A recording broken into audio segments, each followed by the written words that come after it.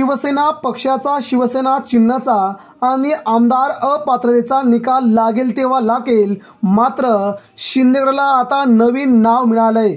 यावरून सध्या लोकसभा सचिवालयाने शिंदेंना सर्वात मोठा धक्का दिलाय।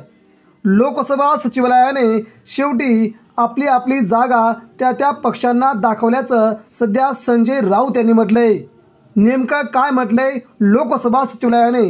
शिंदेगडला कोणतं नवीन नाव मिळालंय? ठाकरेंच्या शिवसेनेला काय मिळाले नाव? मित्रांनो, हा महत्त्वाचा व्हिडिओ।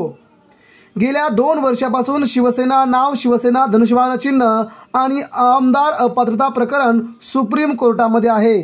सुप्रीम कोर्टात त्याला कधी न्याय मिळेल हे सांगता येत नाही। अजून लढाई या महिन्यातच निकाल लागेल असं बोललं जात असलं तरी सुद्धा लोकसभा सचिवालयाने मुख्यमंत्री एकनाथ शिंदेंच्या शिवसेनेला शिवसेना शिंदे असं नाव देऊन त्यांना लोकसभेच्या जुन्या संसद भवनामध्ये 128चा एक रूम दिले आहे।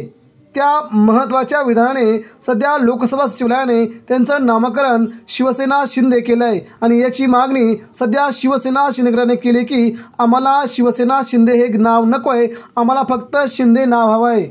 मित्रांनो, यावरूनच शिवसेना ठाकरेंची आहे हे पुन्हा एकदा सिद्ध होत आहे।